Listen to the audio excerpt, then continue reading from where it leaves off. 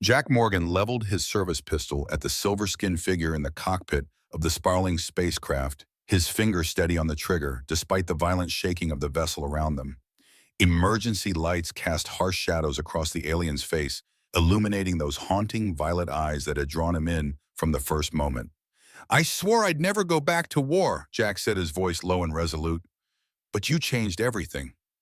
The alien queen reached toward him, her expression unreadable, as the ship lurched again. The viewport behind her revealed the vast emptiness of space punctuated by distant stars and the looming shadow of Orion Station. 36 hours earlier, the cargo manifest blinked errors on Jack's datapad for the third time that morning. He seriously considered throwing the damn thing into the nearest recycler.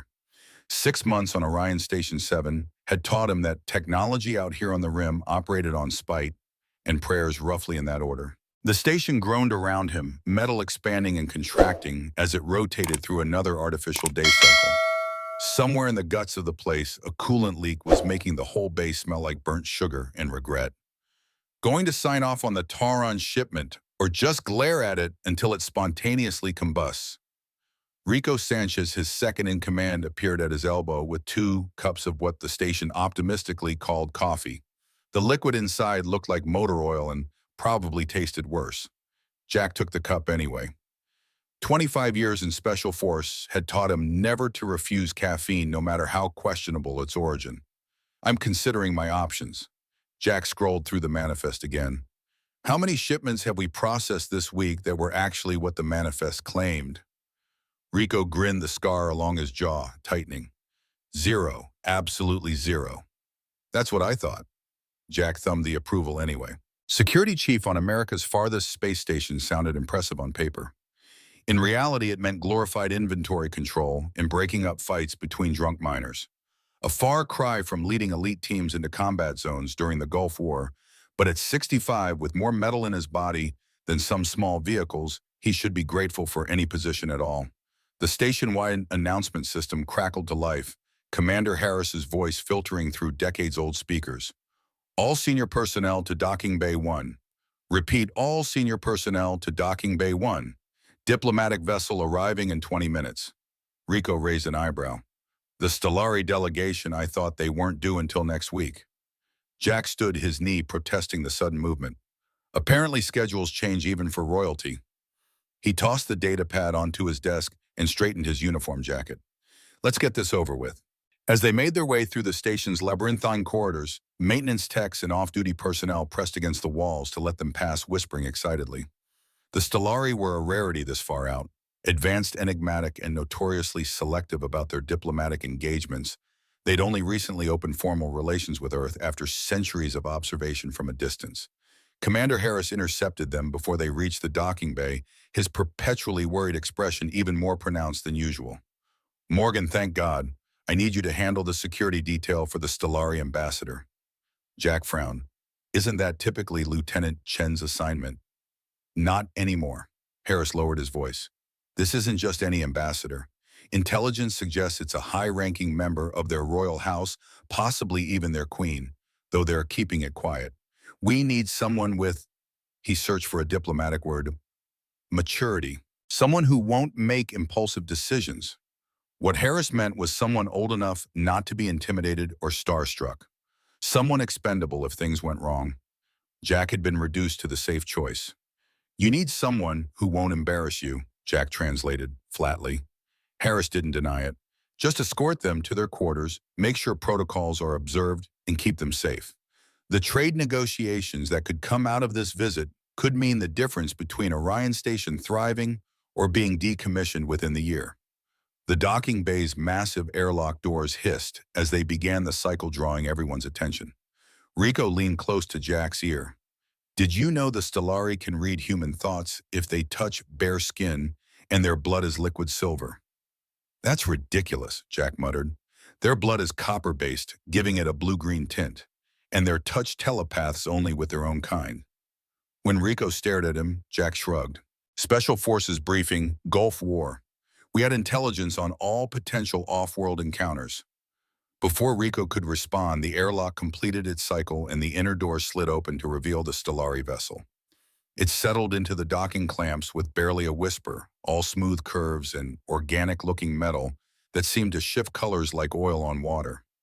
Unlike the utilitarian human vessels, this craft appeared almost alive, as though it had been grown rather than constructed. The diplomatic team assembled in the cargo bay, nervous administrators clutching tablets and security personnel, attempting to look casual while checking their weapons. Jack positioned himself near the front years of training, automatically assessing sight lines, potential threats, and evacuation routes. The Stellari ship's airlock sequence initiated with a hydraulic hiss that cut through the normal chaos of the cargo bay. Every conversation died as the door spiraled open in a way that defied human engineering principles. And then she stepped through. Her skin was silver with an almost luminescent quality, not metallic as the rumor suggested, but somehow alive with a subtle iridescence that caught the harsh overhead lighting. Violet eyes, large and almond-shaped, surveyed the gathered humans with an intelligence that felt ancient despite her seemingly youthful appearance. Her ears swept back from her skull in graceful points, each adorned with what appeared to be living jewelry, small crystalline formations that seemed to pulse with their own inner light. She wore something between a uniform and evening wear, a deep blue garment with geometric patterns that shifted subtly as though responding to her thoughts. As she moved through the gathered crowd, she seemed to glide her steps too fluid to be entirely natural. Jack watched because everyone was watching, because it was his job to watch, but also because he couldn't look away. 25 years of military discipline kept his expression neutral, but he found himself cataloging details that went beyond security concerns. The subtle variations in her silver skin, like sunlight through leaves. The way she carried herself with absolute confidence, but without arrogance. The calculating assessment in those violet eyes. The nervous administrator Dawson, if Jack remembered correctly, scurried forward. "Ambassador Liss." The Stellari raised a hand, stopping him mid-word. "I am Queen Azira of the Stellari Consortium." Her voice was musical, even filtered through the translation technology with harmonics human vocal cords couldn't produce. The deception regarding my title was a security measure that is no longer necessary. The revelation sent a shockwave through the assembled humans. Commander Harris looked like he might faint. A queen, not an ambassador. The stakes had just risen exponentially. "Your Majesty," Harris recovered quickly, stepping forward with a deep bow. "We're deeply honored by your presence. Had we known your true identity, we would have prepared a more suitable welcome." Queen Azira's expression remained unreadable. "Formality is unnecessary, Commander. I came to observe your station as it truly functions, not a sanitized version prepared for royal inspection." Those violet eyes swept the cargo bay again, pausing momentarily on Jack before continuing. "I will require an escort familiar with your security protocols." Harris turned to Jack with barely concealed panic. "Captain Morgan is our chief of security. He'll ensure your safety during your stay." Jack stepped forward, ready to offer the standard diplomatic greeting, when muscle memory from decades-old briefings took over. Instead of extending his hand in the human manner, he brought his right fist to his left shoulder and inclined his head at precisely 30 degrees, the traditional greeting for Stellari royalty. A ripple of surprise crossed the Queen's face, so quick most would have missed it. "You are familiar with our customs, Captain Morgan." It wasn't a question, but Jack answered anyway. "Special Forces training included diplomatic protocols for all known spacefaring species, Your Majesty." He straightened, meeting her gaze directly. "Though I admit the briefing was some time ago." "Gulf War era, if I'm not mistaken," she said, her head tilting slightly. "Your Earth forces encountered a Stellari scout ship during that conflict, did they not?" Jack kept his expression carefully neutral, though his pulse quickened. That encounter had been classified at the highest levels. "I believe that information remains restricted, Your Majesty." A smile played at the corners of her mouth, an unexpectedly human expression on her alien features. "You are the first human on this station to recognize me as Queen rather than Ambassador. The others assumed I was a diplomatic envoy, despite clear royal markings." She gestured to the crystalline formations on her ears and the subtle geometric pattern at her collar. Curious that a human security officer would recognize what others trained in Stellari culture did not. The gathered officials shifted uncomfortably. Jack remained still, decades of interrogation resistance serving him well. Sometimes the obvious is overlooked in favor of expectations, Your Majesty. Indeed. She turned to Harris. Captain Morgan will be my personal escort during my stay. The rest of my delegation will follow standard protocols. It wasn't a request, and Harris knew better than to treat it as one. Of course, Your Majesty. We've prepared the diplomatic suite in Section A. Captain Morgan will show you the way once your delegation is settled. As the formalities continued, Jack felt the Queen's attention return to him repeatedly, assessing curious. What should have been a routine diplomatic reception had become something else entirely. She knew about the scout ship, an incident buried in classified files witnessed only by a special forces team in the Iraqi desert 15 years ago, a secret that had haunted his nightmares ever since. I look forward to our conversations, Captain, Queen Azira said quietly as they prepared to leave the docking bay. We have much to discuss about what you truly know of my people. The diplomatic suite reserved for the Stellari delegation occupied an entire section of Orion Station's administrative ring. Unlike the utilitarian corridors and functional spaces that comprise most of the station, this area featured actual attempts at aesthetics, real wood paneling imported from Earth at exorbitant cost, artwork from various human colonies, and even gravity-defying water features meant to showcase human engineering prowess. Jack led Queen Azira through the corridor, while her attendants followed at a respectful distance. Security protocols dictated maintaining a professional separation from diplomatic guests, but the Queen had other ideas. She kept pace beside him close enough that he could detect a subtle scent like ozone and cinnamon. Your station commander seems perpetually anxious, she observed. Is that his natural state, or my presence? Both, Jack replied honestly. Orion Station operates on thin margins and outdated equipment. Harris carries that weight daily. Your visit just adds royal pressure to existing stress.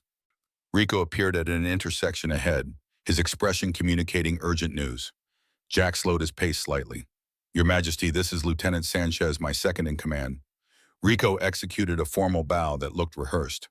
Your Majesty, welcome to Orion Station. Azira acknowledged him with a nod. Lieutenant.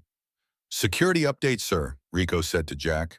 Earth First Alliance distributed more propaganda overnight. Third deck maintenance corridors and mess hall.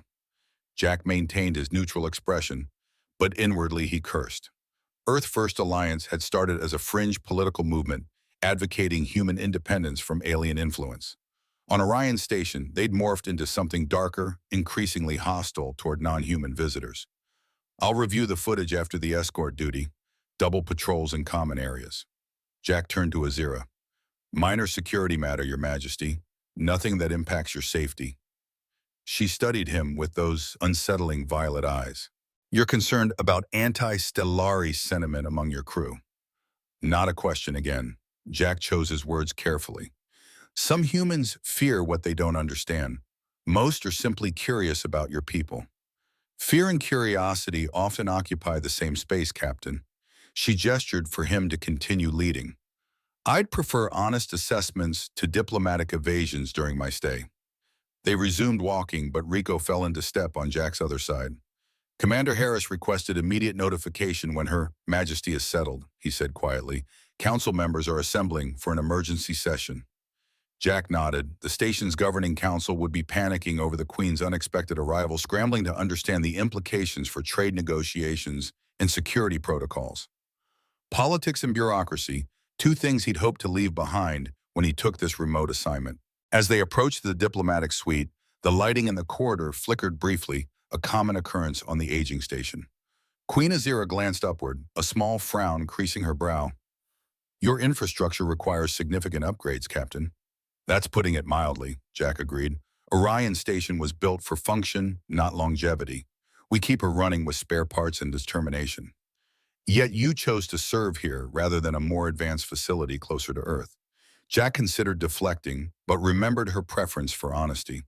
I signed up for RIM duty because I wanted to feel like I was doing something that mattered. Earth is crowded, comfortable, safe. Everything's already explored, already mapped. Out here, we're still building things, still figuring out how to survive in places we probably shouldn't be. He met her eyes.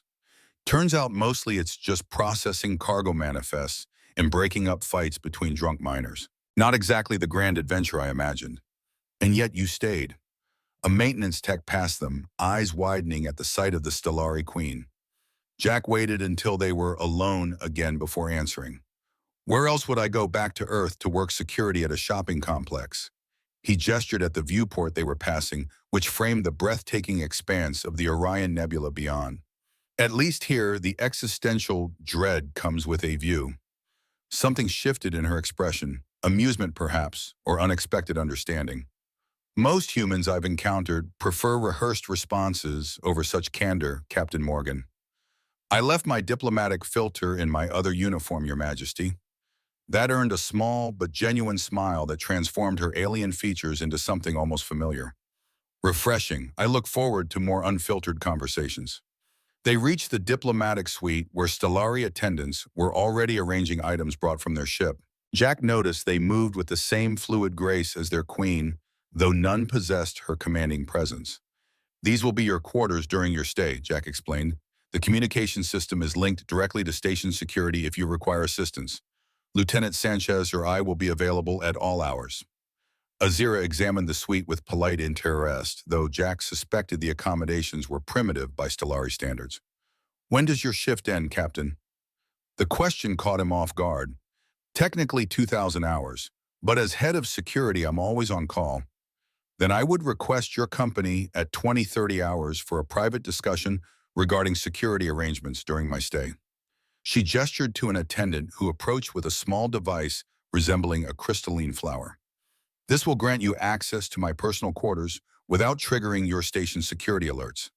Jack hesitated before accepting the device. That would bypass standard protocols, Your Majesty. Yes. Those violet eyes held his steadily. Some conversations should remain between us, Captain, particularly regarding what occurred 15 years ago in the Iraqi desert.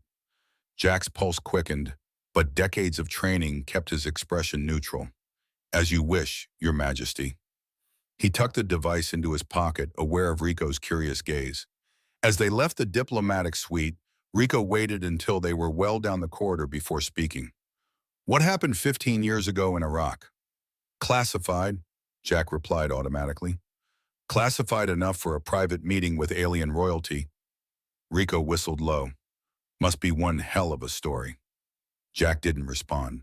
The memory surfaced anyway, the crashed scout ship half buried in desert sand, the injured Stellari pilot with silver blood pooling beneath her, the transfer of data directly into Jack's mind when he tried to administer first aid. The mission records had been sealed, the witnesses sworn to secrecy, and the incident officially denied.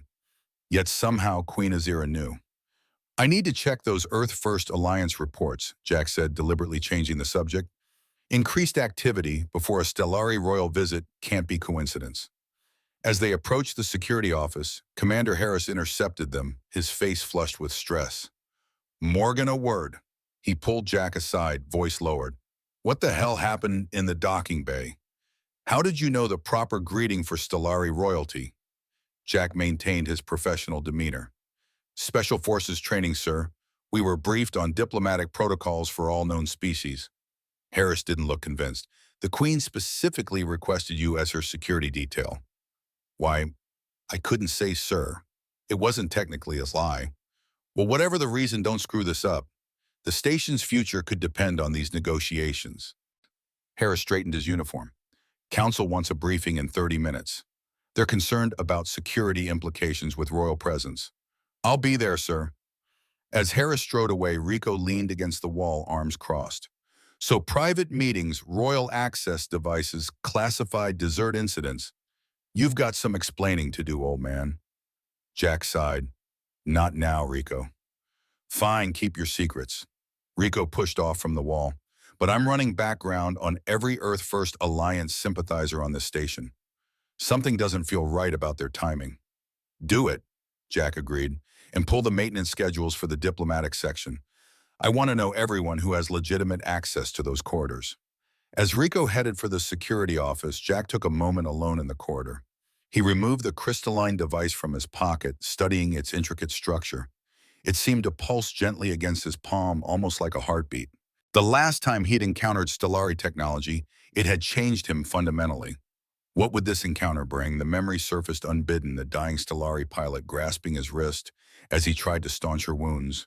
her silver-blue blood coating his hands. The sudden rush of information flooding his consciousness, images, and data he couldn't possibly comprehend. When he'd regained awareness, the pilot was dead, his team was staring at him in shock, and he had knowledge no human was meant to possess. The shrapnel near his heart wasn't shrapnel at all. It was a data storage device, Stellari technology embedded in his flesh, that military doctors had mistaken for battlefield debris. For 15 years he'd carried it, never telling anyone the truth, never seeking removal for fear of what might happen if the information it contained was discovered. And now Queen Azira had come to Orion Station, seeking him specifically. The question was why and how much danger that placed him in. The council briefing lasted longer than expected, with station officials peppering Jack with questions about Stellari cultural protocols and security needs. He provided standard responses, revealing nothing about his personal connection or the upcoming private meeting. By the time he returned to the security office, Rico had compiled initial reports on Earth First Alliance activities. "They're getting bolder," Rico said, gesturing to the screen displaying graffiti in the maintenance corridors. Bold letters proclaimed "Earth for Humans" and "No Alien Influence" across access panels and bulkheads. This isn't just a few malcontents anymore. They're organized. Jack studied the footage. Any faces on camera? They're careful. Mask up, use service tunnels without surveillance. Rico brought up another screen. But I did find something interesting. Maintenance logs show an unauthorized access attempt at Junction Box 47C near the diplomatic suites. When, about 30 minutes after the Stellari ship docked, someone was trying to access environmental controls for that section. Jack frowned. Sabotage? Or surveillance? The junction box connects to temperature regulation, but also to some of the older audio systems. Rico leaned back in his chair. I've doubled patrols and added sensor alerts to all maintenance access points near the diplomatic section. Good work. Jack checked the time, 1930 hours. I'll do a final sweep before end of shift. Keep monitoring the situation and alert me to any unusual activity. Rico's expression turned knowing. Your private meeting is soon, isn't it? Want to tell me what's really going on? Jack gave him a level look. If there's something you need to know, I'll tell you. Until then, focus on station security. Fine. Rico turned back to his monitors. But whatever classified Gulf War stuff this is about, just watch your back. Even royalty has agendas. Jack left the security office, making a deliberate patrol through the main corridors before circling back toward the diplomatic section. As he approached, he noticed a maintenance technician working on a panel near the Stellari quarters. Something about the man's movements seemed off, too hurried, too furtive. Station security, Jack called, approaching steadily. Identify yourself. The technician's head snapped up, eyes widening in recognition. Captain Morgan, just routine maintenance, sir. He gestured to the open panel. Commander Harris ordered checks on all systems in this section. Jack glanced at the man's badge, Peterson Environmental Systems. At this hour. Priority order, sir, with the Stellari delegation. Show me the work order, Jack interrupted, hand drifting toward his sidearm. Peterson hesitated, then reached for his tablet. As he extended it toward Jack, his sleeve pulled back slightly, revealing a tattooed symbol. Jack recognized immediately the Earth First Alliance emblem, stylized to look like a maintenance marking. Jack's training took over. In one fluid motion, he grabbed Peterson's wrist, twisted it behind his back, and slammed him face first into the wall. The tablet clattered to the floor. What are you really doing, Peterson? Jack demanded, maintaining pressure on the man's arm. And don't bother lying. Nothing illegal, Peterson gasped. Just a monitoring device. We have a right to know what they're planning. Jack checked the open panel. Sure enough, a small device had been attached to the environmental control circuits, crude but effective for eavesdropping. He removed it with his free hand, pocketing it for evidence. You're under arrest for attempted espionage against a diplomatic delegation, Jack said, securing Peterson's hands behind his back with restraints. That's a federal offense under the Interstellar Relations Act. As Jack called for security to take Peterson into custody, he noticed movement at the end of the corridor. Queen Azira stood watching, her expression unreadable. Their eyes met briefly before she turned and disappeared back into her quarters. After transferring Peterson to the station's small brig and filing preliminary reports, Jack finally approached the Queen's quarters. It was 20:45 hours, 15 minutes late for their meeting. The crystalline device pulsed warmly in his palm as he held it near the door sensor. The panel slid open silently, revealing an antechamber transformed by Stellari technology. The standard station lighting had been replaced with a soft, ambient glow that seemed to emanate from the walls themselves. The recycled air now carried subtle fragrances reminiscent of earth forests after rain. Most striking was the ceiling, which appeared to have been replaced by a transparent dome showing the nebula beyond, though Jack knew structurally this was impossible. An illusion, came Azira's voice from deeper within the suite. Though perhaps enhancement would be more accurate, we filter reality through more perceptive lenses. Jack stepped further inside the door, closing behind him. Impressive technology. Merely comfort adjustments. Queen Azira emerged from an adjoining room, her formal attire replaced by simpler clothing that still maintained royal insignia. Without the ceremonial adornments, she appeared younger, though Jack knew appearances were deceptive with Stellari.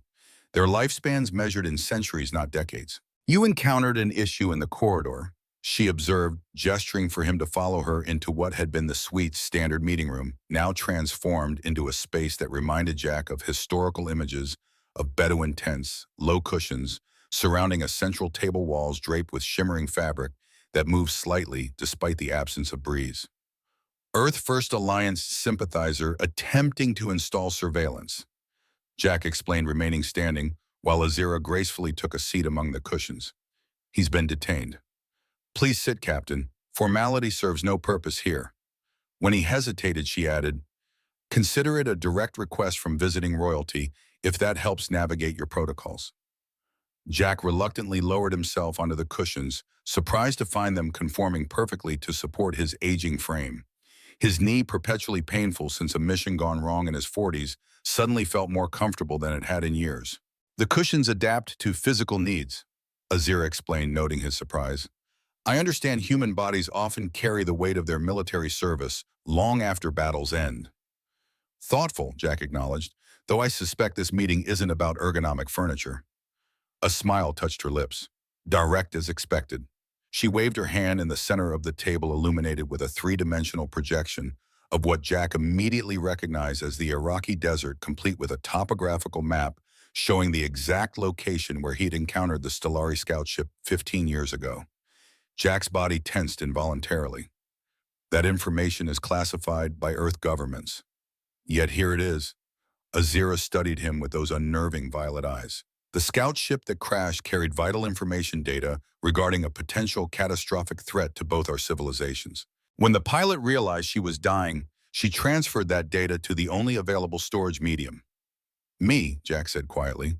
"Yes, an emergency protocol never meant for cross-species use, yet somehow you survived it."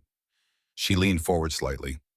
"The data carrier near your heart was supposed to be retrieved by a Stellari recovery team. Instead, your military classified the incident and you disappeared into your special forces divisions, then eventually to this distant station." Jack's mind raced, piecing together implications. "You've been looking for me all this time." "Not initially. We believed the data lost the carrier damage beyond recovery. It was only when our long-range sensors detected its unique energy signature on this station that we realized you had survived with the carrier intact." She paused.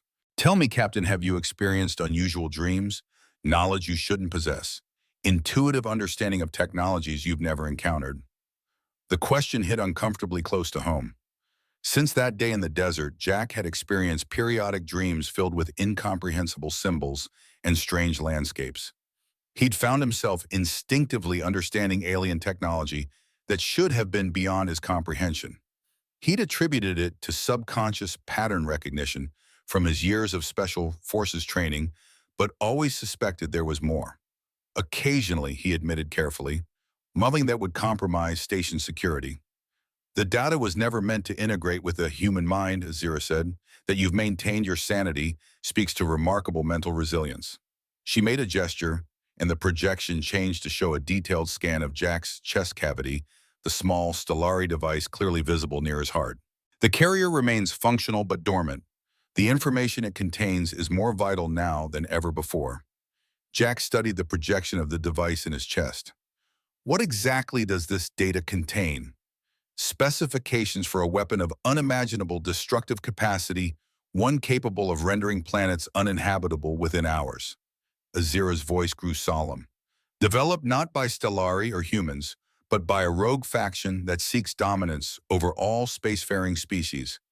My parents, the former king and queen, were killed because they discovered this faction's existence. The implications were staggering. And you believe this faction is still active? We know they aren't. Their agents have infiltrated governments throughout explored space, including your Earth alliances and my own royal court. Her expression darkened. That scout ship was attempting to bring evidence to Earth authorities when it was shot down not by human weapons, but by technology matching this rogue faction.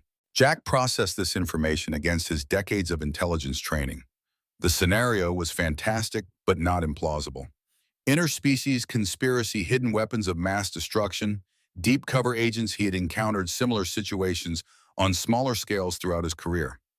Why come personally, he asked finally. Surely a queen shouldn't risk herself for an intelligence operation. Because I need to verify your trustworthiness myself, she answered simply. The data carrier must be removed and its contents accessed, but only under controlled conditions. If the wrong people discover what you carry, it could trigger the very catastrophe we're trying to prevent. Jack's hand unconsciously moved to his chest, feeling the familiar slight bump under his uniform where the shrapnel resided. Military doctors tried to remove it years ago. The pieces were too close to my heart, the risk too high. Human surgical techniques are inadequate for Stellari technology. We have methods that can safely extract the carrier without harming you. She paused. But first we must establish beyond doubt that neither of us serves the rogue faction. A test of trust, then. Jack had encountered enough manipulative intelligence operations to maintain healthy skepticism. How do you propose we do that, Your Majesty? First, by eliminating formalities between us. When we're alone, I am Azira. She reached for a small container on the table, opening it to reveal what appeared to be 2 crystal shards. Second, with these communication enhancers that will allow limited shared consciousness. No secrets, no deception possible. Jack eyed the crystals warily. Mind-reading technology. Nothing so crude. These create a narrow empathic bridge. Emotions, immediate intentions. Basic trustworthiness can be sensed, but specific thoughts remain private. She held one of the crystals out to him. It's temporary and requires mutual consent to activate. Jack didn't reach for it. That's a significant request from someone I just met today. Is it our first meeting, though? Azira challenged. You've carried a piece of my people inside you for 15 years. The data carrier doesn't just store information, it preserves essence. A part of that pilot's consciousness has resided within you, influencing your dreams, your intuitions. She lowered her voice. You know things about Stellari that were never in your military briefings, don't you? She was right, and that unsettled him deeply. There were moments when Jack found himself humming melodies he'd never heard, recognizing patterns in Stellari technology he'd never studied, even anticipating their behavioral responses without training. The shrapnel wasn't just a passive storage device, it was something more. Before he could respond, the station's alert system blared to life, red emergency lights pulsing throughout the room. Security breach docking bay 3. All security personnel report. Repeat security breach docking bay 3. Jack was on his feet instantly, professional training overriding all else. I have to respond. Azira rose with that same fluid grace. This is no coincidence, Captain. Someone doesn't want us to continue this conversation. She pressed the crystal into his hand, closing his fingers around it. Keep this with you. We'll continue when you return. As Jack rushed from the diplomatic suite toward the reported breach, the crystal felt unnaturally warm against his palm. His comm unit buzzed with Rico's voice. Jack, we've got armed intruders in docking bay 3. They're heading toward the administrative section. Lock down all access to diplomatic quarters, Jack ordered, drawing his sidearm as he ran. And get me visual on the intruders. Working on it, Rico replied tensely. But Jack, they're wearing Earth Alliance insignia, and they're asking for you by name. Jack's step faltered momentarily. The timing couldn't be coincidental. First, Peterson's attempted surveillance, now an armed incursion both connected to Earth First Alliance, both occurring as he prepared to learn the truth about what he carried inside him. As he raced through the station corridors, the crystal in his pocket pulsed warmly, almost like a heartbeat. Something told him the real battle for Orion Station, and perhaps much more, was just beginning. The security response team had already engaged the intruders by the time Jack reached Docking Bay 3. The sharp crack of pulse weapons echoed through the cavernous space, mixing with shouts and the wail of the station's alarm system. Through the chaos, Jack spotted Rico coordinating a defensive position behind a stack of cargo containers, his face tense with concentration. Jack slid into cover beside his second-in-command, quickly assessing the situation. Status report: 6 intruders, military-grade weapons and tactics. Rico pointed toward the far end of the bay where flashes of weapons fire illuminated the dimly lit area. They docked a small craft disguised as a maintenance vessel, bypassed initial security protocols using valid credentials. Inside help, Jack muttered, checking his sidearm. The standard-issue weapon felt woefully inadequate against what was clearly a professional strike team. What about the Stellari delegation? Secured in their quarters with additional guards. Rico ducked as a pulse round struck nearby, sending sparks cascading over their position. But these guys aren't heading for the diplomatic section. They went straight for the central data core. Jack frowned. The station's central data core contained all personnel files, security protocols, and communications logs. They're looking for information, not assassination. Yeah, and they specifically asked for your location before shooting started. Rico gave him a pointed look. Want to tell me what the hell is going on now? Before Jack could respond, his comm unit crackled with Commander Harris's panicked voice. Morgan, where are you? The station council is demanding updates. Engaging hostiles in Docking Bay 3, Jack replied tersely. 6 armed intruders, Earth First Alliance markings targeting the data core. Earth First, Harris sounded genuinely shocked. That's impossible. They're political dissidents, not terrorists. Tell that to the team with military-grade weapons, Jack retorted. I need station-wide lockdown protocols and all non-security personnel evacuated from central sections. A sudden explosion rocked the docking bay, sending a shockwave that rattled cargo containers and knocked several security officers off their feet. Through the smoke, 3 figures in tactical gear advanced, firing with precision that spoke of professional training. These aren't ordinary Earth First activists, Rico said, echoing Jack's thoughts. Those are special forces movements. Jack recognized the patterns immediately: breach and clear tactics covering fire coordination, efficient target acquisition. Whoever these people were, they had received advanced military training similar to his own. We need better positioning. Jack decided, his old combat instincts taking over. Rico, take Alpha team and flank right. I'll lead Bravo through the maintenance access and cut them off from the central corridor. As Jack prepared to move his team into position, the crystal in his pocket pulsed with sudden intensity, fading, almost burning against his thigh. Simultaneously, his neural implant, standard issue for all security personnel, emitted a high-pitched whine that sent shooting pain through his temple. Jack, Rico's concerned face swam into focus. You okay? Jack shook his head to clear it, the pain subsiding as quickly as it had come. I'm fine. Execute the plan. As Rico led his team toward the right flank, Jack gathered the remaining security officers. Maintenance access tunnel, single file. Weapons ready. He tapped his security override into a nearby panel, revealing a narrow service corridor that ran parallel to the main deck. The maintenance tunnel was cramped and poorly lit, designed for engineers rather than combat maneuvers. Jack led his team through the tight space, moving with a confidence and agility that belied his age. Decades of Special Forces operations had ingrained these movements into muscle memory: stay low, minimize exposure, maintain situational awareness. They emerged near the central corridor junction, positioning themselves to intercept the intruders. Jack signaled his team to take cover, then activated his comm. Rico, we're in position. Status: engaging 2 hostiles near the south entrance. Rico replied, his voice tight with concentration. The others are moving toward your position. They've got some kind of jamming device. Station sensors can't track them. Jack adjusted his tactical plan accordingly. Copy that. We'll hold the junction. He turned to his team, keeping his voice low. Non-lethal takedowns if possible. We need prisoners for questioning. The distant sound of footsteps signaled the approach of the intruders.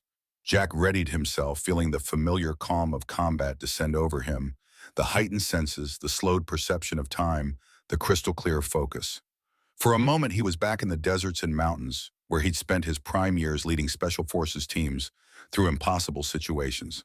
Three figures rounded the corner, moving with the coordinated precision of a well-trained unit. Jack gave the signal, and his team opened fire.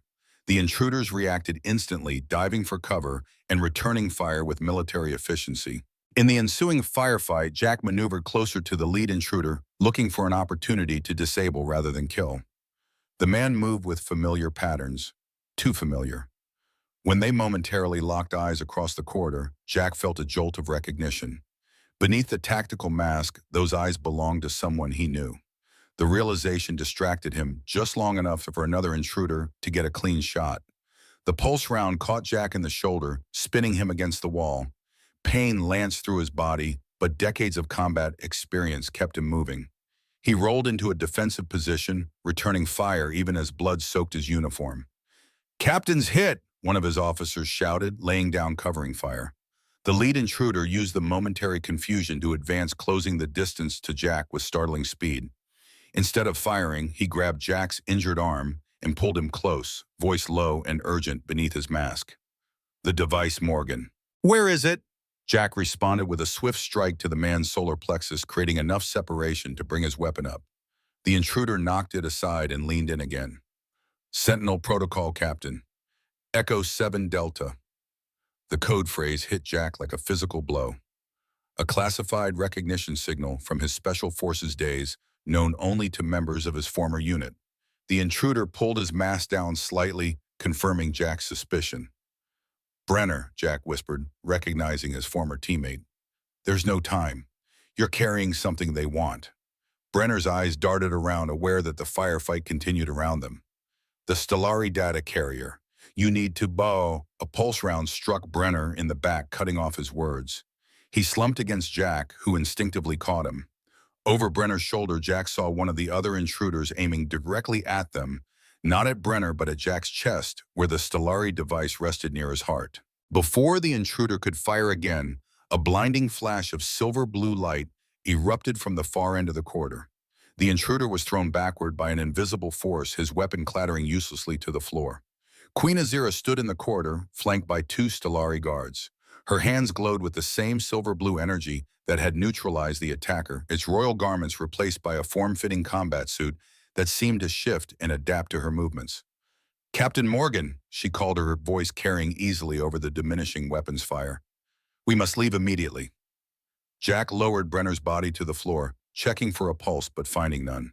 His former teammate had died trying to warn him, killed by his own supposed allies. The betrayal cut deep, adding to the physical pain of his wounded shoulder.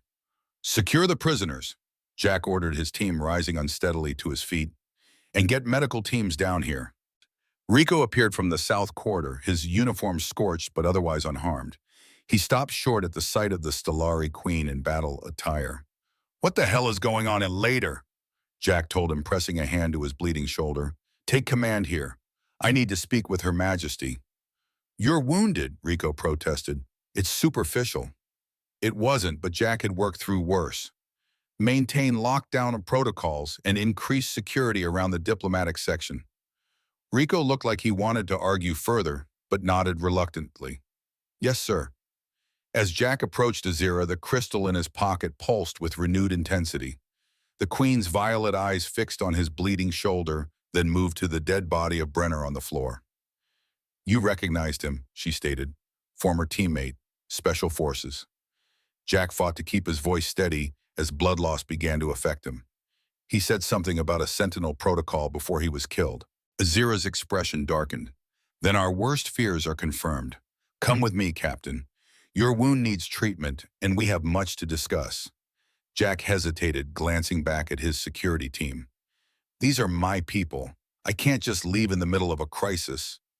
"This attack was merely a diversion," Azira said, her voice low enough that only Jack could hear. "The real threat is already aboard your station, and it's targeting the data carrier you possess." She gestured to his wounded shoulder. "That was not a standard weapon. The energy signature is designed to disrupt the carrier's protective shielding. As if to confirm her words, Jack felt a strange burning sensation spreading from his shoulder toward his chest, different from normal wound pain. The crystal in his pocket now felt like a live coal against his leg. Your lieutenant can handle the aftermath here, Azira continued, but only I can treat what's happening to you right now. Jack made his decision. Rico, he called, complete lockdown and full investigation. Report directly to me no matter the hour. Rico acknowledged the order, though his expression remained concerned as he watched Jack follow Queen Azira and her guards toward the diplomatic section. The walk felt impossibly long as Jack's condition deteriorated. The burning sensation intensified, spreading through his chest like liquid fire. By the time they reached the Stellari quarters, his vision had begun to blur at the edges. The Stellari guards took positions outside while Azira led Jack directly to what had been converted into some kind of medical chamber. The room's transformation was even more dramatic than the other areas Jack had seen. The walls pulsed with organic-looking technology, and what appeared to be living medical equipment emerged from recessed compartments. Lie down, Azira instructed, gesturing to a contoured platform at the center of the room. Jack complied, no longer able to hide his deteriorating condition. As he settled onto the platform, its surface conformed to his body, simultaneously supporting and restraining him. The weapon used against you contained a destabilizing agent specifically designed to affect the data carrier, Azira explained, moving efficiently around the chamber, activating various instruments. If left untreated, it will cause the carrier to release its stored energy directly into your cardiovascular system. Which would kill me, Jack concluded, his voice strained. Painfully, Azira confirmed. She approached with what looked like a living crystal, its structure shifting and pulsing in her hands. This will neutralize the agent, but the process is unpleasant. Jack managed a grim smile despite the pain. I've had unpleasant before. Not like this. She placed the crystal directly on his wounded shoulder. The communication enhancer you carry, take it out. With his good hand, Jack retrieved the crystal she had given him earlier. It was now glowing brightly, pulsing in rhythm with the pain in his chest. Hold it against your heart, Azira instructed. When he had done so, she placed her own crystal against his forehead. This will create a temporary empathic bridge. It will help distribute the pain and allow me to guide the healing process. Before Jack could ask questions, Azira began speaking in the Stellari language, the musical syllables activating the medical crystal on his shoulder. Immediately, excruciating pain shot through his entire body as though his blood had been replaced with molten metal. He would have arched off the platform if not for its restraining properties. Through the agony, he became aware of another presence in his mind. Azira's consciousness, a cool silver light against the burning fire of the pain. Her thoughts didn't come as words, but as impressions, emotions, and images. Focus on my presence, her mind seemed to say. Let me guide you through this.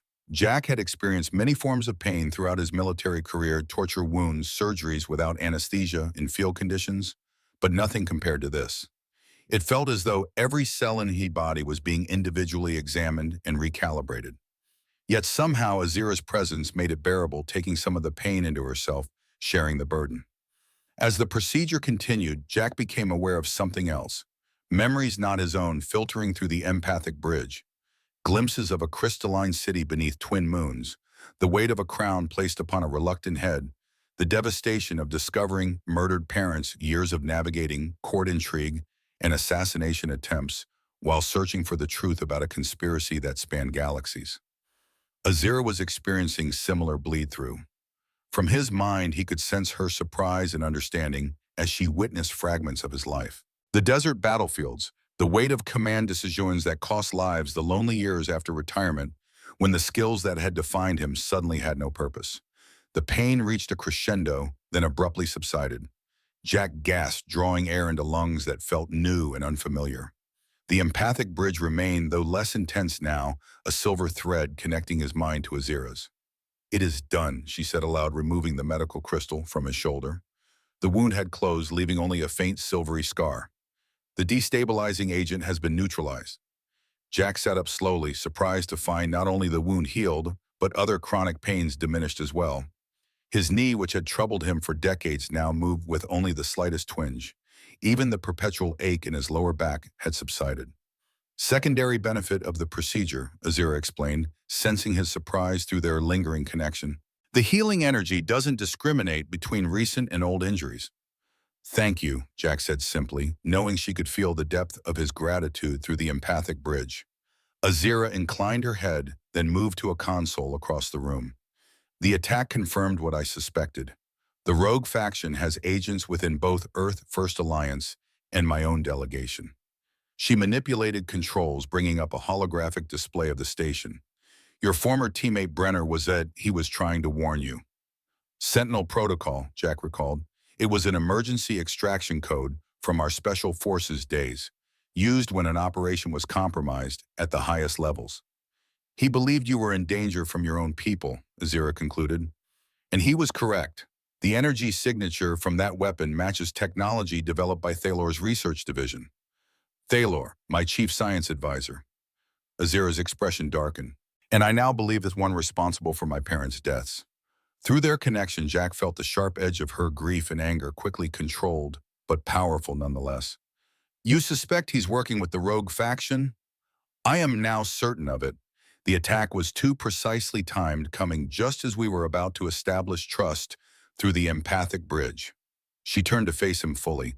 They wanted to eliminate you before you could share what the data carrier contains. The empathic connection was fading, but Jack could still sense her determination and something else, a growing personal concern for his safety that went beyond his value as a data carrier. The realization was uncomfortable. He had spent decades maintaining emotional distance, a habit formed through too many losses in combat zones. The carrier, he said, deliberately focusing on the tactical situation. If it's as valuable as you say, shouldn't we remove it now? Azira shook her head. The destabilizing agent has been neutralized, but the carrier's connection to your biological systems needs time to restabilize. Attempting removal now would be fatal. She moved closer, studying him with those unsettling violet eyes. Besides, we still face the problem of trust. The empathic bridge gave us glimpses of each other's minds, but not enough to ensure complete certainty. Jack considered this. The brief connection had shown him Azira's genuine concern about the rogue faction and her determination to prevent a catastrophic weapon from being deployed. But he had also sensed layers of royal politics and personal agendas that remained opaque. The crystal enhancers, he said, could they be used for a more complete connection? They could, Azira confirmed, but such a deep connection has risks. Humans aren't psychologically structured for full telepathic contact. The experience can be overwhelming. Before Jack could respond, his comm unit buzzed. Captain, Rico's voice came through tense and urgent. We've got a situation developing in the council chamber. Commander Harris is demanding your presence immediately. Jack exchanged a glance with Azira. On my way, he replied, then addressed the Queen. I need to handle this. We'll continue our discussion afterward. Azira agreed. But Captain, be careful what you say to your commander. Until we know who to trust, assume all communications are compromised. Jack nodded, rising from the medical platform. He felt strangely energized despite the ordeal he had just endured. As he moved toward the door, Azira spoke again. Your friend Brenner sacrificed himself to warn you. Remember that not all who claim to represent Earth's interests truly do. The council chamber was in chaos when Jack arrived.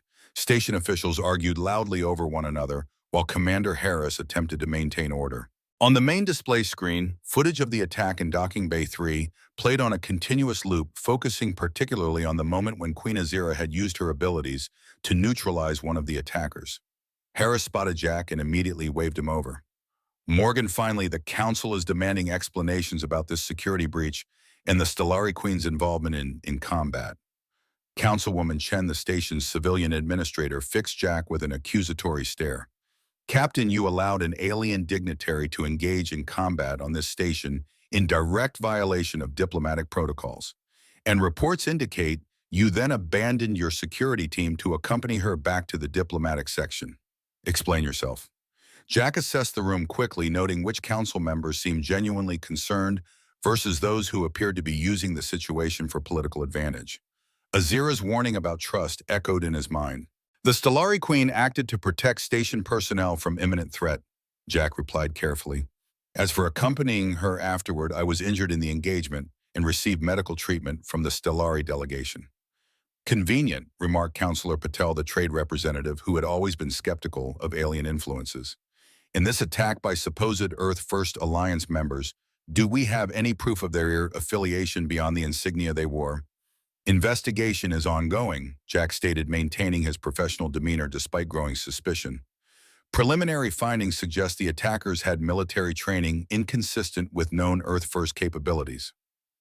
Commander Harris frowned. Are you suggesting this was a false flag operation, Captain? I'm suggesting we avoid jumping to conclusions before the investigation is complete, Jack replied evenly. What we know for certain is that 6 armed individuals breached station security using valid credentials, targeted the data core, and specifically asked for my location. And why would they be looking for you specifically? Councilwoman Chen pressed. Jack chose his words carefully. Unknown at this time. However, one of the attackers attempted communication before being killed by his own team.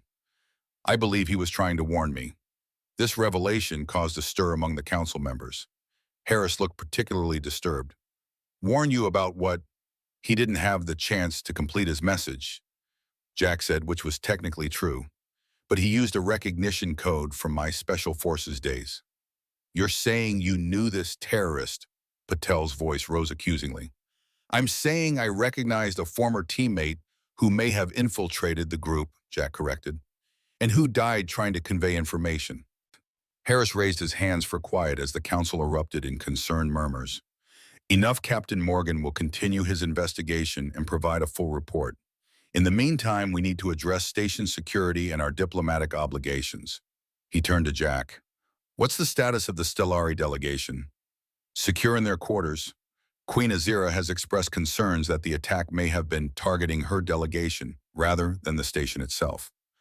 This wasn't exactly what Azira had said, but it shifted focus away from Jack's personal connection to the situation. That seems convenient, Patel muttered. An attack occurs, and suddenly the alien queen needs even more special protection. Jack was about to respond when the council chamber doors slid open to admit an unexpected visitor, Thalor, Queen Azira's science advisor. The tall, silver-skinned Stellari moved with fluid grace, his formal attire more severe than the queen's, marked with insignia Jack didn't recognize. Forgive my intrusion, Thalor said, his translated voice carrying a hint of artificial precision that Azira's lacked. Queen Azira sent me to provide technical assistance regarding the attack. Our analysis indicates the weapons used were of concerning origin. Jack felt a chill run down his spine. According to Azira, Thalor was the prime suspect in her parents' assassination and likely working with the rogue faction.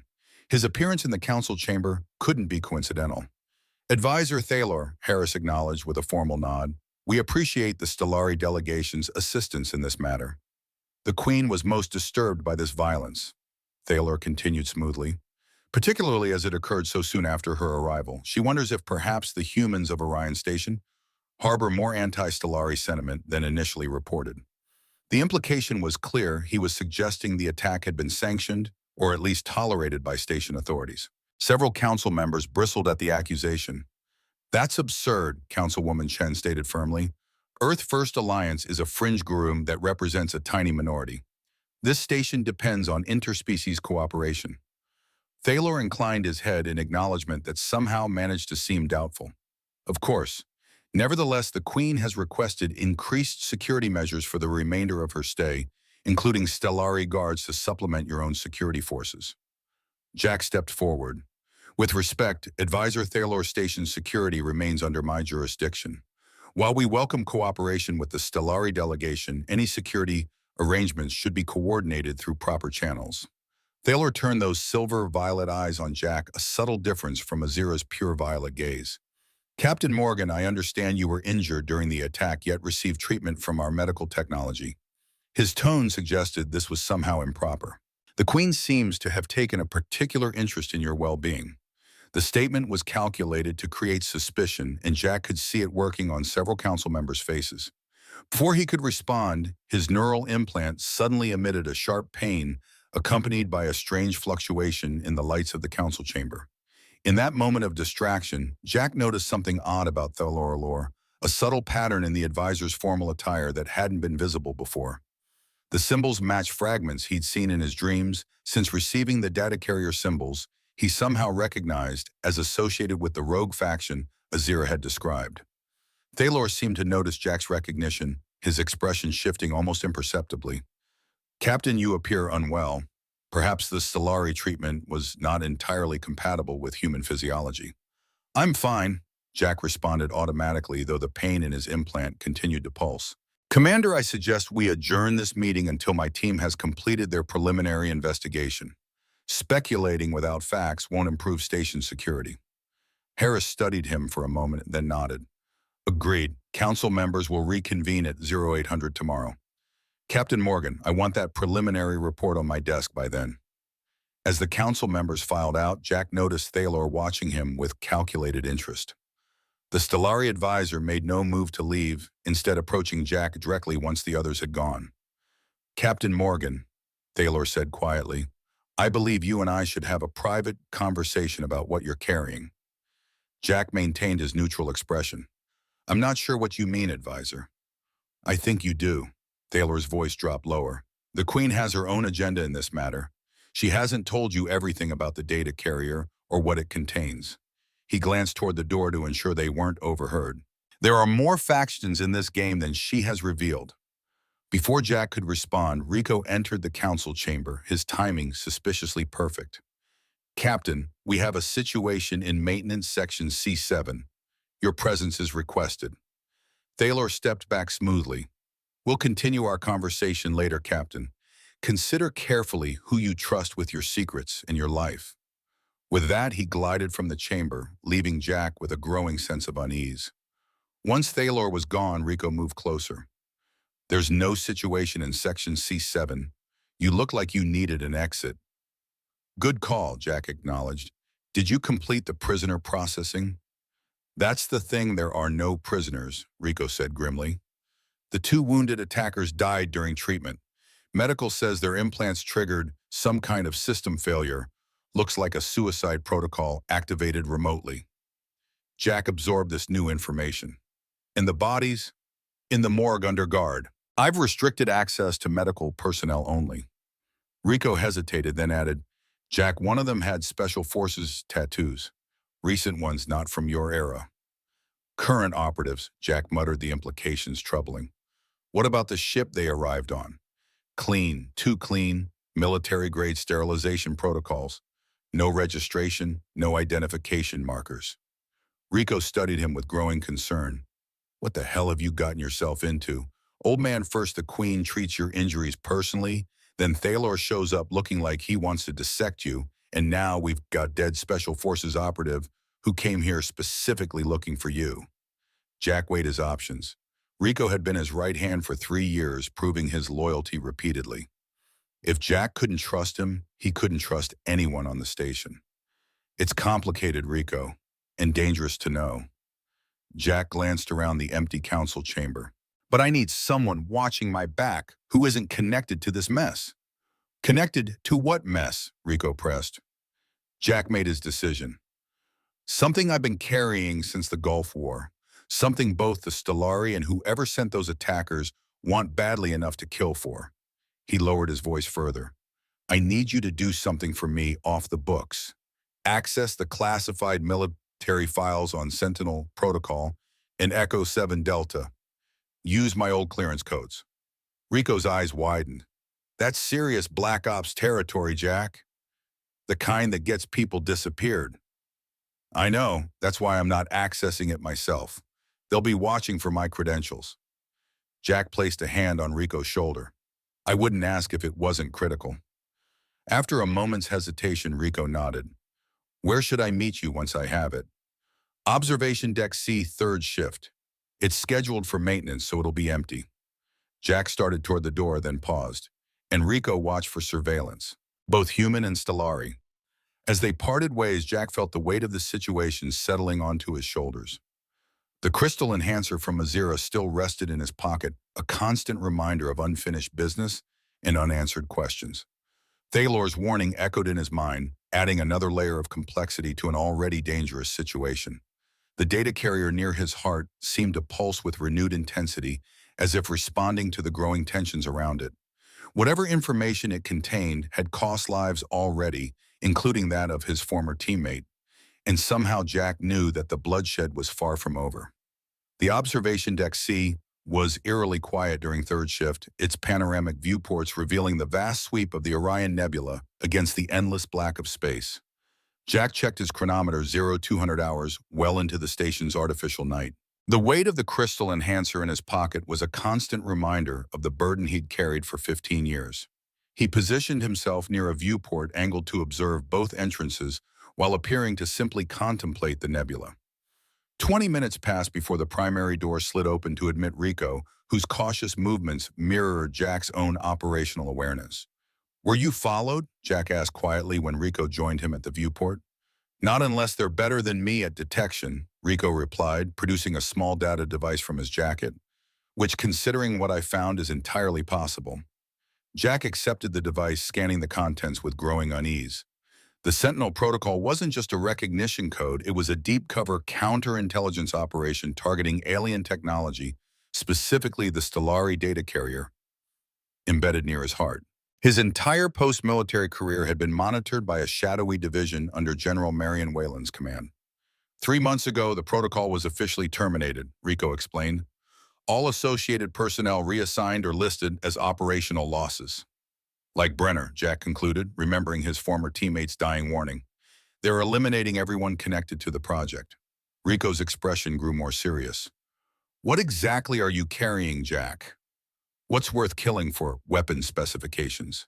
Jack replied, keeping his voice steady despite the enormity of what he was saying. "Planet-killing technology. According to Azira, it could render entire solar systems uninhabitable within minutes." Rico whistled low. "And now everyone wants it, this Stellari queen, this Thalor character, Earth military black ops." "Not everyone wants the same thing," Jack clarified. "Azira claims she wants to prevent the specifications from falling into the wrong hands. Thalor likely wants to acquire them for his faction." Before Rico could respond, Jack's neural implant emitted a high-pitched whine. Simultaneously, the crystal enhancer in his pocket pulsed with sudden intensity. The observation deck's lighting flickered, then stabilized just as the secondary entrance slid open. Azira entered alone, wearing a simple Stellari garment designed for movement rather than ceremony. "Your station's surveillance systems are easily manipulated, Captain," she said. "We don't have much time. Thalor is gathering his loyalists among both the Stellari delegation and your Earth First sympathizers." Jack exchanged a glance with Rico. "How did you find us?" "The crystal enhancer creates a partial bond." She gestured to the data device in Jack's hand. "You've been investigating Sentinel Protocol." "Thalor approached me after the council meeting," Jack said. "He suggested you haven't told me everything about the data carrier." A flash of something, anger perhaps, or concern, crossed Azira's features. "Thalor excels at creating doubt. But he's not entirely wrong. The carrier doesn't just contain data. It holds what we call essence memory experiential knowledge integrated with consciousness." She stepped closer to Jack.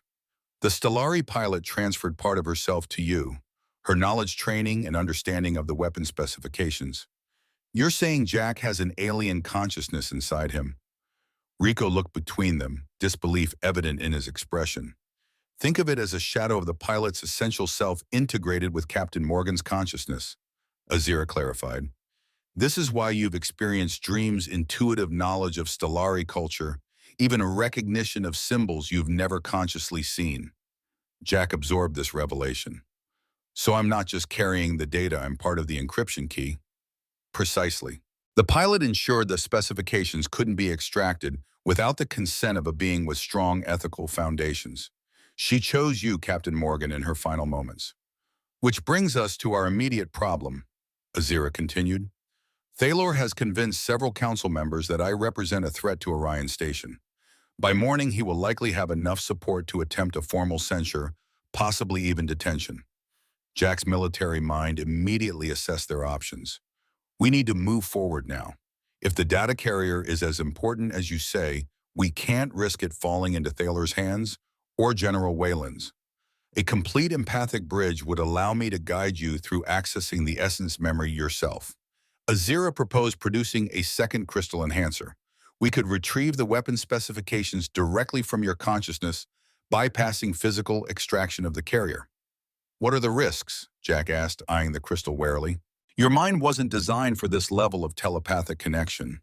The process could cause neural damage, memory loss, possibly worse." Her violet eyes held his steadily. "But it would secure the data before Thaler makes his move." Rico suggested the old emergency command center in Section F as a secure location off the regular security grid and shielded against external scanning. They moved through the station's corridors silently, avoiding main thoroughfares and security checkpoints. Jack led them through service tunnels rarely used by regular personnel, his decades of covert operations experience serving them well. The old command center lay in shadows, dusty consoles, and abandoned workstations, testament to years of disuse. Rico secured the door behind them, then rerouted auxiliary power to mask any energy signatures from the procedure. "Once we begin, the process cannot be safely interrupted," Azira warned as Jack settled into the old command chair. "Are you certain of this course, Captain?" Jack thought of Brenner's warning of the Stellari pilot dying in the desert sand, of the implications if planet-killing specifications fell into the wrong hands. "I'm certain. Let's get this done." Azira nodded solemnly, then placed her crystal enhancer against his forehead. "Hold yours over your heart where the carrier rests," she instructed. Jack positioned his crystal as directed, feeling its warmth intensify against his chest. Azira began speaking in the Stellari language, musical syllables, that seemed to resonate with the crystals themselves. The enhancers brightened their glow, spreading until Jack was surrounded by silver-blue light. His consciousness expanded boundaries, dissolving as Azira's mind met his in full empathic connection. Her thoughts, memories, emotions flowed through him, not as separate experiences, but as shared reality. He saw the crystalline spires of the Stellari homeworld, felt the weight of royal responsibility descending upon shoulders too young for such burdens, experienced the devastating grief of discovering murdered parents. Simultaneously, Azira experienced his life desert firefights and jungle operations, the weight of command decisions that sent good soldiers to their deaths, the isolation of retirement. The crash site in Iraq, the dying Stellari pilot, the moment of connection that changed everything. Focus her mind guided his. "We must find the essence memory. It will appear as a pattern distinct from your own consciousness, a silver thread among the tapestry of your mind." Jack concentrated on foundational memories that defined him: childhood on his family's Montana ranch, his father teaching him to ride horses against a backdrop of snow-capped mountains, his mother's warm smile on cold winter evenings, the day he enlisted driven by a desire to protect what he loved, his first combat deployment where he learned the true cost of war. From this stable center, he began to perceive something alien within his own mind, a shimmering silver pathway that didn't belong. Following it with Azira's guidance, they moved deeper into memories that weren't his own technical knowledge. He'd never learned languages he'd never studied. At the pathway's core lay a protected memory structure secured behind layers of psychological barriers. The memory manifested as a crystalline doorway, pulsing with energy that seemed to evaluate his approach. Jack felt his entire life being scanned and assessed, every decision, every moral choice laid bare for judgment. Through their connection, Azira witnessed it all, experiencing his failures and triumphs with the same unflinching clarity he now experienced hers. A profound understanding formed between them, deeper than words, more intimate than any physical connection could be. Finally, the crystalline doorway pulsed with acceptance, recognizing Jack as worthy. It dissolved, revealing the complete specifications for a weapon of unimaginable destructive capacity.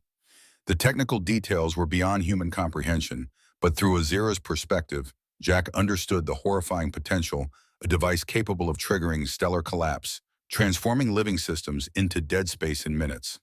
Azira guided the transfer process, moving the specifications from Jack's essence memory to her quantum-entangled data matrix. As the information flowed, Jack felt a strange lightening, as if a burden he hadn't fully recognized was finally lifting. The transfer was nearly complete when a violent explosion shattered the command center door. Rico's warning shout was cut short by weapons fire, and Jack was thrown from the command chair.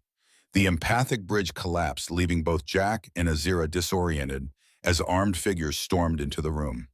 "Secure them both," Thaler commanded, striding through the smoke, "and retrieve the data matrix." Jack struggled to his feet, reaching for his weapon, only to find it knocked away. Beside him, Azira was attempting to rise, her movements uncoordinated from the abrupt severance of their mental connection. The quantum data matrix lay on the floor between them, still pulsing as it completed the transfer process. Jack lunged for it, fingers closing around the crystal just as one of Thalor's guards reached him. A pulse weapon discharged, and Jack felt searing pain across his side. Still, he held on to the matrix, rolling toward Azira. "The royal shuttle," he gasped, pressing the matrix into her hands. "Get this away from here." Azira's violet eyes met his understanding, passing between them, even without the empathic bridge. She clasped the matrix and rose to her full height, her royal authority asserting itself despite their desperate circumstances. "Thalor," she called, her voice carrying the command of generations of Stellari rulers. "You stand accused of high treason against the consortium and conspiracy to commit genocide." Her declaration created momentary hesitation among the Stellari guards, just enough for Jack to kick out at the nearest attacker, sending him crashing into a second guard. Chaos erupted as loyalties divided. Some of Thalor's Stellari guards wavered at the direct accusation from their queen, while others advanced with weapons ready. Jack fought through pain and disorientation, engaging the nearest attackers with movements honed through decades of combat. Across the room, Azira held her own with surprising martial skill, her movements flowing like liquid silver. "Enough," Thalor shouted, activating a device that dropped both Jack and Azira to their knees. Through graying vision, Jack saw Thalor approach Azira, reaching for the data matrix in her hand. With his last reserves of strength, Jack crushed his crystal enhancer, releasing energy that surged through the remnants of their empathic connection. The burst temporarily restored Azira's mobility, allowing her to strike Thalor and reach the emergency evacuation tube connecting to the outer hull. "The specifications are incomplete," Jack shouted. "You need me to finish it." Their eyes met one final time, silent communication passing between them. Azira understood Jack was creating a diversion, making himself valuable enough to keep alive. She sealed herself in the evacuation tube and launched toward her royal shuttle. Thalor's rage was palpable as he directed his guards to secure Jack. "Take him to my shuttle. We pursue the queen immediately." His silver eyes fixed on Jack with cold fury. "The human comes with us." The data transfer was interrupted. "We still need what he carries." As the guards dragged Jack to his feet, he saw Rico slumped against the wall, wounded but alive. Thalor's shuttle launched in pursuit of Azira's royal vessel, accelerating away from Orion Station and into the vast expanse of the nebula. In the cramped confines of Thalor's shuttle, Jack was secured to a chair in what appeared to be a makeshift laboratory. The Stellari scientists worked frantically at a console nearby, monitoring the pursuit of Azira's faster royal vessel. "You cannot escape, Your Majesty," Thalor transmitted, his voice cold with certainty. "The specifications are incomplete without the human's essence memory. Surrender now, and I may allow your exile rather than execution." No response came from the royal shuttle, but the sensor display showed it accelerating deeper into the nebula's dense clouds of gas and dust. "Remarkable," Thalor observed, studying Jack with clinical detachment. 15 years carrying Stellari consciousness, yet your mind remains intact. Most humans would have been driven insane." "Special Forces training included resistance to psychological warfare," Jack replied dryly, testing his restraints subtly. "And I'm exceptionally stubborn. A quality I can appreciate even in a lesser species." Thalor approached, holding a device similar to the crystal enhancers but darker, with pulsing red veins running through its structure. "This will extract the remaining essence memory directly. The process is considerably less gentle than the Queen's methods." Jack maintained his calm exterior despite the growing dread. "You realize Azira will never allow you to use the weapon. The Stellari Consortium would hunt you to the edges of the galaxy. The Consortium will thank me once the human threat is contained." Thalor replied, adjusting settings on the device. "Your species develops too rapidly, too unpredictably. The weapon will never be used if you simply accept your proper place in the cosmic hierarchy." "Convenient justification for genocide," Jack observed, buying time as he worked at his restraints. The wound in his side had reopened, warm blood soaking his shirt. "Not genocide, preservation." Thalor's silver eyes narrowed. "We've observed Earth for centuries. Your kind inevitably destroys whatever you touch. The pilot who crashed should never have given you the specifications even encoded in essence memory." A sudden alert sounded from the shuttle's navigation system. The royal vessel had disappeared from sensors concealed within the nebula's dense clouds. Thalor cursed in the Stellari language and moved to the control console, barking orders to his pilot. The momentary distraction gave Jack the opportunity he needed. The partial empathic bond with Azira had left traces, not just memories, but knowledge. His fingers moved to a specific point on his restraints, pressing in the exact pattern a Stellari would use to disengage the locking mechanism. The restraints loosened just enough for him to slip one hand free. The shuttle rocked violently as something struck its hull, a concentrated burst of energy from somewhere within the nebula clouds. Thalor and his crew were thrown off balance, giving Jack the moment he needed to fully free himself and lunge for the nearest weapon. "She's using the nebula's electromagnetic properties to mask her approach," Thalor snarled, watching the sensor displays flicker with interference. Clever, but futile. A second impact hit the shuttle more powerful than the first. Systems sparked and failed throughout the vessel. Jack used the chaos to his advantage, disarming one of the guards and positioning himself near the shuttle's emergency airlock. "You underestimated her," Jack said to Thalor as warning klaxons blared throughout the small vessel. "Just as you underestimated me." A third impact tore through the shuttle's primary power systems. Emergency lighting activated as the main systems failed, casting the interior in a dull red glow. Through the viewport, Jack caught in glimpses of the royal shuttle executing a complex attack pattern using the nebula's gas clouds as both concealment and weapon. "The specifications are worth nothing if we're all dead," Thalor shouted, abandoning the control console as more systems failed. He advanced on Jack with murderous intent. "The essence memory dies with you, human."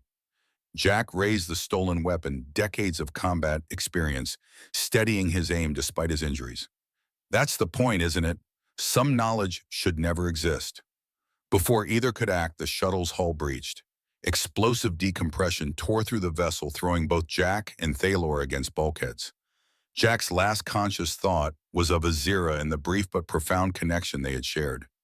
Then darkness claimed him. Consciousness returned, slowly, painfully. Jack became aware first of breathing his own steady and unobstructed, then sensation lying on a surface that seemed to conform perfectly to his body, supporting injured areas while allowing movement. Finally, sight as he opened his eyes to a familiar silver-blue glow. He was aboard the royal shuttle in what appeared to be a medical chamber, similar to the one in Azira's quarters on Orion Station. His wounds had been treated, the searing pain in his side reduced to a dull ache. "Welcome back, Captain Morgan." Azira's voice came from nearby, and he turned his head to see her seated beside him. She looked exhausted but unharmed. "For a time, I feared we'd lost you." Jack attempted to sit up, wincing as his body protested. "Thalor, dead along with most of his crew." Her expression was solemn, carrying the weight of lives lost, even enemies. "When his shuttle began to break apart, I managed to lock onto your life signs and transport you aboard. The others were already beyond saving." "The data matrix," Jack asked, remembering the critical importance of the weapon specifications. Azira gestured to a secured compartment across the chamber. "Safe and complete. The transfer finished during our neural connection, despite Thalor's interruption." She studied Jack with those penetrating violet eyes. But there was an unexpected development. Jack became aware of something different within himself, a presence familiar yet alien. "The essence memory, it's still there." "Not entirely," Azira explained. "The weapon specifications transferred completely, but the pilot's essence memory itself has merged more fully with your consciousness. You and I remain partially connected through it, a bond unprecedented between our species." Jack focused inward, exploring this new awareness. He could sense Azira's presence at the edges of his consciousness, not her thoughts, but her emotional state, her general well-being. More significantly, he found himself understanding Stellari language and cultural concepts that had previously been incomprehensible. "Is this permanent?" he asked, unsure whether to be concerned or intrigued. "It appears to be." Azira moved closer, her expression both curious and compassionate. "The healing process required re-establishing our empathic bridge. When the essence memory reintegrated, it formed a permanent connection, something our scientists would have considered impossible between different species." Jack processed this information, considering its implications. "What happens now to the specifications to us to relations between our peoples?" "That," Azira said with unexpected warmth, is what we must decide together. 3 months later, Jack stood in the newly renovated Diplomatic Center on Orion Station, adjusting the formal uniform that marked his position as Earth's first ambassador of interspecies relations. The title still felt strange as the neural enhancements that now supplemented his aging human body, allowing him to process information and communicate in ways previously impossible for his species. The station had transformed in the aftermath of what was now called the Stellari crisis. With Thalor's conspiracy exposed and the threat of the weapon specifications neutralized, both human and Stellari authorities had recognized the need for a new approach to interstellar relations. Orion Station, once a neglected outpost on the rim of human space, had become the center of unprecedented cooperation between species. "The Earth delegation is approaching docking bay," Rico announced, entering the diplomatic center. His recovery from the injuries sustained during Thalor's attack had been slow but complete. Now he served as Jack's chief of security, overseeing a joint human-Stellari force. "They're bringing the formal treaty for final ratification." Jack nodded, glancing out the viewport where the Orion Nebula continued its eternal silent display. "Any word from the Queen's vessel?" "Entering our space now," Rico confirmed with a knowing smile. "Right on schedule." The past months had been a whirlwind of diplomatic negotiations, scientific exchange, and cultural integration. The unique bond between Jack and Azira had become both symbol and practical tool for bridging the vast differences between their species. Their shared consciousness, limited but persistent, allowed for understanding that transcended traditional translation. The weapon specifications had been destroyed in a ceremonial event witnessed by representatives from both worlds, the data matrix deconstructed by specialized Stellari technology, while the essence memory fragments within Jack were permanently encoded to prevent extraction. What had been designed for destruction had instead become the foundation for unprecedented cooperation. "Ambassador Morgan," called a young diplomatic attaché approaching with nervous energy, "the Council requests your presence for the arrival protocols." Jack smiled at the formality. 6 months ago, he'd been checking cargo manifests and breaking up fights between miners. Now he represented humanity in negotiations that would shape the future of interstellar relations for generations. "Tell them I'll be there momentarily." As the attaché departed, Jack turned back to the viewport. The distant sparkle of an approaching Stellari vessel caught his eye, Azira's royal shuttle, distinctive even at a distance. Through their bond, he felt her awareness of him strengthen as the distance between them decreased. Not thoughts, but impressions, anticipation, respect, and something deeper that neither of them had yet defined in words. "You two are going to break every protocol in the diplomatic handbook again, aren't you?" Rico observed dryly. "Probably," Jack admitted. "But that's how progress happens, by breaking old patterns to create new ones. Just try not to cause an interstellar incident this time." Rico's serious expression gave way to a grin, at least not before the treaty signing. Jack made his way to the primary docking bay, where both Earth and Stellari delegations would arrive. Station personnel nodded respectfully as he passed, human and non-human alike. Many still found it difficult to reconcile the aging security chief with the distinguished ambassador he had become, but none questioned his effectiveness in the role. The Earth delegation arrived first, a collection of politicians, scientists, and military officials. Among them, to Jack's surprise, was General Marion Whalen herself, now officially attached to the diplomatic corps after a convenient retirement from military service. "Ambassador Morgan," she greeted him with perfect professional courtesy that did nothing to mask the calculation in her eyes. "Quite a journey from special forces to diplomatic service." "Life takes unexpected turns, General," Jack replied evenly, especially when alien technology is involved. Her smile tightened almost imperceptibly. "Indeed, your unique connection to the Stellari Queen has proven invaluable, though some on Earth still question the wisdom of allowing such unprecedented access to human consciousness. Those concerns will be addressed in the neural protection protocols of Section 12 in the treaty," Jack responded smoothly, "as you'll see during the ratification." Before Whalen could respond, a ripple of activity spread through the docking bay. The Stellari Royal Shuttle had completed its docking sequence, and the airlock was cycling. Jack felt Azira's presence strengthen in his mind as the distance between them closed. When she emerged from the airlock, the assembled dignitaries fell silent in collective awe. Her royal garments captured and enhanced the nebula light streaming through the viewport, creating an ethereal effect that emphasized her alien beauty. Protocol dictated that Jack remain with the Earth delegation until formal greetings were exchanged, but both he and Azira had long since recognized the limitations of traditional diplomatic procedures between their species. She moved directly to him in ignoring the momentary confusion this created among the officials. Ambassador Morgan, she greeted him, her voice carrying the musical qualities that translation technology couldn't quite capture. Orion Station has been transformed under your guidance. Queen Azira, he responded with equal formality, though both could feel the warmth beneath the official words. Your continued support has made this possible. For a brief moment, their eyes met in perfect understanding, human brown to stellari violet, and their shared consciousness resonated with mutual recognition.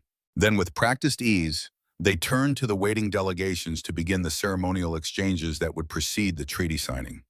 Hours later, after the formal proceedings had concluded and the various officials had retired to their quarters, Jack and Azira stood alone on an observation deck C, the same location where months earlier they had begun the journey that changed both their lives and the relationship between their species. General Wayland remains a concern, Azira observed, gazing out at the nebula.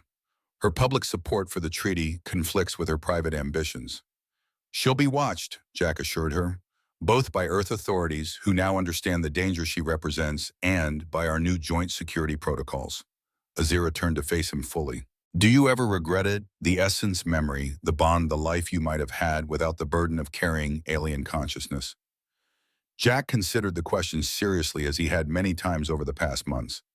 I've spent most of my life fighting in one form or another for my country, for my comrades, for survival. This is the first time I've helped build something that might outlast me. He smiled slightly. Besides, at my age, having a purpose beyond retirement is no small thing. Your age, Azira echoed with a hint of amusement. By stellari standards, you would barely be considered an adult. Yet another interspecies difference to navigate, Jack noted dryly, though perhaps not as permanent a difference as once thought. Azira's expression grew more serious. The cellular regeneration effects of our bond are still being studied by our scientists. The essence memory appears to be optimizing your physical systems. Once Jack had noticed the changes, injuries, healing faster, chronic pains, diminishing energy levels, increasing. Extending my lifespan, potentially. She moved closer, her voice softening, which raises questions about our future that extend beyond immediate diplomatic concerns. The implications hung between them, acknowledged but not yet fully addressed. Their bond had professional purpose, undeniably, but both had become increasingly aware of its personal dimensions, the growing connection that transcended diplomatic necessity. One challenge at a time, Jack suggested, though his thoughts, partially perceptible to her through their bond, revealed deeper considerations. Today we signed a historic treaty. Tomorrow we begin implementing it. And beyond that, Azira's question contained layers of meaning. Jack gestured toward the nebula stretching before them, vast, beautiful, and full of possibilities neither of their species had yet imagined. Beyond that, we continue building bridges instead of weapons. Together. As they stood side by side, Earth's aging soldier and Stellari's young queen, the boundaries between their separate consciousnesses seemed less significant than the connection they shared. Through the viewport, the stars of the Orion Nebula continued their eternal dance, indifferent to the small dramas of those who observed them, yet somehow more beautiful for being witnessed together. The future that awaited them personally and diplomatically remained unwritten. But for the first time in both their lives, that uncertainty felt not like a threat, but a promise.